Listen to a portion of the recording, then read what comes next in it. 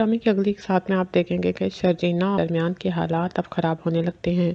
اسی دوران اس کی کام اوپر کی طرف جانے لگتی ہے اور مصطفیٰ کے حالات بہتر ہونے لگتے ہیں، لیکن اب شرجینا اور مصطفیٰ کے درمیان کے حالات کافی خراب ہو چکے ہیں۔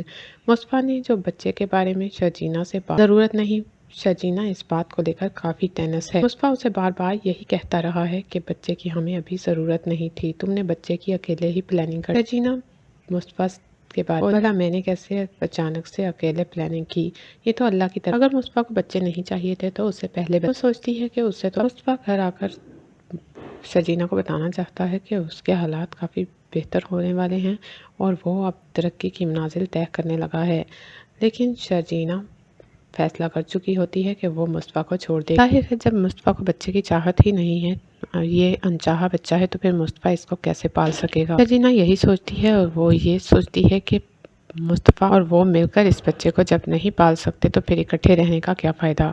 شرجینا مصطفیٰ سے الگ رہنے کا فیصلہ کر لیتی ہے اور وہ سوچتی ہے کہ وہ اپنے پیرنٹس کے گھر چلی جائے گی۔ شرجینا ابھی اپنے پیرنٹس کے گھر ہی جاتی ہے کہ ساتھ ہی مصطفیٰ کے دن پھرنا شروع ہو جاتے ہیں۔ مصطفیٰ جو پیسے کی وجہ سے اس بچے کو دنیا میں لانے کے خلاف تھا اور یہ سوچ رہا تھا کہ جب تک حالات ہمارے بہتر نہیں ہو جاتے اس بچے کو ہم کیسے پالیں، وہ اب اچھے دنوں کے بارے میں سوچنے لگتا ہے، لیکن اب شرجینا اس سے بہت دور جا چکی ہوتی ہے۔ شرجینا اور مصطفیٰ کے دلوں کے درمیان کافی فاصلے پیدا ہو چکے ہوتے ہیں، جنہیں جلدی طے کرنا مشکل ہوتا ہے، کیونکہ شرجینا یہی سوچتی ہے کہ مصطفیٰ کو صرف پیسے سے محبت ہے۔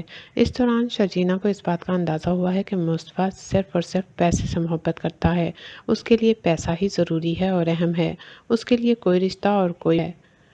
یہ بات شرجینا کے دل کو توڑنے کے لیے پیسے کا پجاری، جبکہ مصطفیٰ کو اس حالات پر لانے والے اس کے یہ کا بھائی اور بھابھی بھی ہیں۔ دوسری طرف عدیل اب اپنے انجام کے قریب جا رہا ہے۔ رباب یہ تو جان ہی چکی ہے کہ عدیل کیسا ہے، لیکن وہ اسے رنگے ہاتھوں پکڑنا چاہتی ہے۔ وہ اس کے اعزاز میں بہت بڑی پارٹی دیتی ہے اور وہ سوچتی ہے کہ پارٹی میں سب کے سامنے اسے بے نقاب کرے۔ عدیل سمجھتا ہے کہ رباب اس کے ساتھ ٹھیک ہو گئی ہے اور اس کے دل سے اس کے لیے شک نکل گیا، کیونکہ کچھ دنوں سے رباب کا رویہ عجیب سا تھا، لیکن آج رباب اس کے ساتھ بڑا پیار جتا رہی ہے، اس لیے عدیل پار کھول دے گی سب کے سامنے۔ رباب ایسا ہی کرتی ہے اور سب کے سامنے اسے اریسٹ کر اس کے پاس اس کے خلاف ثبوت بھی ہوتے ہیں، اور وہ یہ بھی جان چکی ہے کہ وہ اس کی دوست سے ملتا ہے کیونکہ اس کے ایئر رنگز اسے عدیل کی پاکٹ سے ملے ہیں، اور وہ پارٹی میں یہ بھی انکشاف کرنے جا رہی ہے۔ جب وہ سب کو بلا کر ان کے سامنے عدیل کو بے نقاب کرے گی تو عدیل کے پاس شرمندگی کے سوا کوئی چارہ نہیں رہ جائے گا۔